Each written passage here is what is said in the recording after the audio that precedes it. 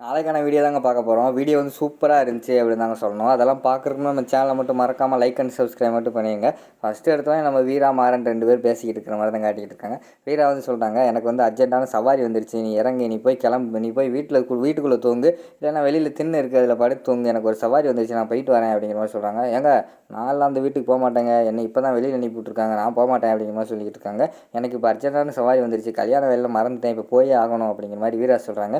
சரி வாங்க சேர்ந்து போவோம் அப்படிங்கிற மாதிரி வந்து நம்ம மாறன் சொல்கிறாங்க. என்னது சேர்ந்தா, அதெல்லாம் செட் ஆகாது, நான் போயிட்டு வரேன் அப்படிங்கிற மாதிரி சொல்கிறாங்க.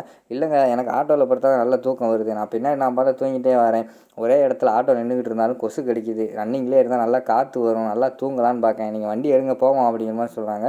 சரி தூங்கு, என்னமோ செய் அப்படின்னு சொல்லிட்டு பின்னாடி வந்து நம்ம மாறனை ஏற்றிட்டு வீரா வந்து ஆட்டோ எடுத்துகிட்டு போய்கிட்டே இருக்கிற மாதிரி காட்டுறாங்க. பின்னாடி மாறன் படுத்துட்டு தூங்க ஆரம்பிச்சிடுறாரு. கொஞ்சம் நேரம் கழித்து பார்த்தா நம்ம வீரா இருக்காங்கல்ல, வீராவுக்கும் தூக்கம் வந்துடுது. லேசாக அப்படியே தூங்கி ஆட்டோ ஓட்டிகிட்டே போகிறாங்க. ஆட்டோ ஒரு சைடை இழுத்துக்கிட்டே போகுது. அதை வந்து தூக்கத்தில் இருந்த நம்ம மாறன் வந்து கண்டுபிடிச்சிடாரு. என்ன ஆட்டோ ஒரு சைடு ஒரு மாதிரி இழுத்துக்கிட்டே போகிற மாதிரி தெரியுதே அப்படின்னு சொல்லிட்டு எழுந்திரிச்சு நம்ம வீராவை பார்க்காங்க. வீராவை பார்த்தா வீரா தூங்கி விழுந்துக்கிட்டு அப்படியே வண்டி ஓட்டிகிட்டே போகிறாங்க. ஏங்க வண்டி நிப்பாட்டுங்க அப்படின்னு சொல்கிறாங்க. எதுக்கு வண்டி நிப்பாட்டணும் அப்படின்னு சொல்லிட்டு வண்டி ஓரங்கட்டாங்க. என்ன ஆச்சு அப்படிங்கிற மாதிரி கேட்காங்க. இங்கே என்னங்க நீங்கள் இப்படி தூங்கிக்கிட்டே வண்டி ஓட்டுறீங்க, கொஞ்சம் விட்டுருந்தா என்னை கொண்டு போய் காவால் இறக்கிருப்பீங்க போலயே அப்படிங்கிற மாதிரி சொல்கிறாங்க. நான் எங்கே தூங்கினேன் அப்படிங்கிற மாதிரி வந்து வீரா கேட்குறாங்க.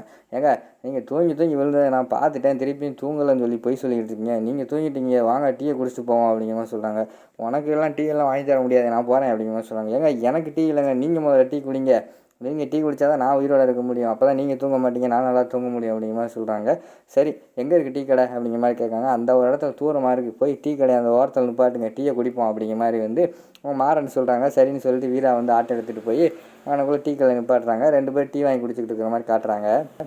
அப்போ வந்து நம்ம மாறன் வந்து கேட்குறாங்க, ஏங்க உங்கள் வீட்டில் உள்ள உங்கள் அக்கா தங்கச்சியெல்லாம் என் மேலே பயங்கரமான கோவத்தில் இருக்காங்க, உங்கள் அண்ணன் இறந்தது காரணம் நான் தான் சொல்லிட்டு, ஆனால் நீங்கள் வந்து என் மேலே அந்தளவுக்கு கோவப்படலை, என்னை இப்படி கொஞ்சம் பாசமாக வச்சுக்கிறீங்க ஏங்க அப்படிங்கிற மாதிரி கேட்காங்க.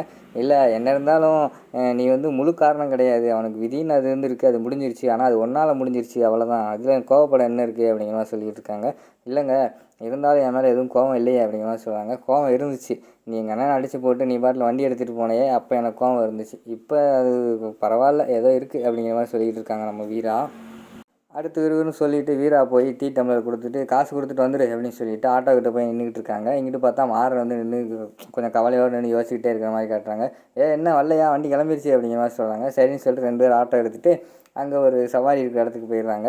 அங்கே ஒரு பாக்ஸ் மாதிரி ஒரு 10-15 பாக்ஸ் இருக்குது. அந்த பாக்ஸ் எல்லாம் எடுத்துகிட்டு ஆட்டோவில் ஏற்றிக்கிட்டு இருக்காங்க. ஏற்றும் போது வந்து நம்ம மாறன் வேறு போய் ஹெல்ப் பண்ணுறாங்க. ஏங்க நானும் உங்களுக்கு ஹெல்ப் பண்ணுறேங்க அப்படிங்கிற மாதிரி சொன்னாங்க. நீங்கள் ஒன்றும் பண்ண வேண்டாம், நீ வேணாம்ப்பா, உனக்கு ஹெல்ப்பே வேண்டாம், ஏதாவது சொன்னீங்கன்னா நீ சொல்லி காட்டுவேன், இப்போ இந்த பாக்ஸ் ஏற்றினாலும் சொல்லி காட்டுவே இல்லை அப்படிங்கிற மாதிரி சொல்கிறாங்க. 200% சொல்லி காட்டுவேன் அப்படிங்கிற மாதிரி சொல்கிறாங்க. அப்போ வேண்டாம் அப்படிங்கிற மாதிரி சொல்கிறாங்க. ஏங்க வாங்குங்க ஏற்றிட்டு வீட்டுக்கு சீக்கிரமாக போவோம், நைட்டு நேரம் ஆயிடுச்சு அப்படிங்கிற மாதிரி சொல்லி 2 பேரும் சேர்ந்து ஏற்றிட்டு கிளம்ப போகிறாங்க. பார்த்தா ஏறு அப்படிங்கிற மாதிரி வீரா சொல்கிறாங்க. ஏங்க பின்னாடி பூரா பாக்ஸ் ஏற்றிட்டீங்க, நான் எங்கெங்க உட்கார அப்படிங்கிற மாதிரி சொல்கிறாங்க. அப்படியா சரி, நீ வேணால் முன்னாடி உட்காரு, இதுக்கு முன்னாடி எங்கள் அண்ணனை தவிர யாரையுமே நான் ஏற்றுனது கிடையாது, அதனால் நீ வந்து ஒழுங்காக உட்காரணும் சரியா அப்படிங்கிற மாதிரி சொல்கிறாங்க. சரின்னு சொல்லிட்டு முன்னாடி ஏறிட்டு 2 பேர் அப்படியே பள்ளத்தில் அங்கிட்டு இங்கிட்டு போகுது. 2 பேர் மாற்றி இடிச்சுக்கிறாங்க. பேக்ரவுண்ட் லவ் சாங்கெல்லாம் போட்டு போய்கிட்டு இருக்காங்க. ஒரு ஸ்டேஜில் வந்து மாறன் வந்து கேட்க ஆரம்பிச்சிடாரு. ஏங்க எப்போயிலேருந்துங்க ஆட்டோ ஓட்ட ஆரம்பிச்சிங்க அப்படிங்கிற மாதிரி கேட்காங்க. இல்லைங்க அண்ணன் போனதுக்கப்புறம் ரொம்ப கஷ்டம் குடும்பத்தில், எங்கள் வீட்டில் வந்து எல்லாருமே உட்காந்து சாப்பிட்ற அளவுக்கு யாருக்குமே சொத்து சேர்த்து வைக்கலை, உழைச்சா சாப்பாடு, இது வரைக்கும் அண்ணன் வந்து எங்கள் குடும்பத்தை பார்த்துக்கிட்டு இருந்தாங்க, அண்ணன் போனதுக்கப்புறம் ரொம்ப கடன் ஆயிடுச்சு, சரி வண்டியை விற்றுருவோம் அப்படின்னு சொல்லிட்டு நான் ஓட்டிகிட்டு போய்கிட்டு இருந்தேன் சும்மா. அப்போ ஒருத்தர் வந்து என்கிட்ட நிப்பாட்டிட்டு சவாரி கேட்டார். அப்போ நான் சவாரி சரி இது நல்லா இருக்கே அப்படின்னு சொல்லிட்டு அவரை கொண்டு போய் விட்டேன், காசு கொடுத்தாரு. அதுக்கடுத்து நான் சவாரி ஓட்ட ஆரம்பிச்சிட்டேன். இது எவ்வளோ தூரம் வந்து போகும்னு தெரியல, ஆனால் இது வந்து நல்லா இருக்குங்க, அதனால் நான் ஓட்டிக்கிட்டு இருக்கேன் அப்படிங்கிற மாதிரி வந்து வீரா சொல்கிற மாதிரி காட்டுறாங்க. சூப்பருங்க, நல்லா உழைக்கிறீங்களே, உங்களுக்கு வந்து என்ஜாய்மெண்ட்டெல்லாம் கிடையாதா அப்படிங்கிற மாதிரி கேட்காங்க. என்ஜாய்மெண்ட்டெல்லாம் தாண்டி வந்தாச்சு, அந்த வயசெல்லாம் முடிஞ்சு, இனிமேல் உழைக்கிறதா குடும்பத்தை பார்க்குறதா நமக்கு அப்படிங்கிற மாதிரி வந்து வீரா சொல்லிகிட்டு இருக்காங்க.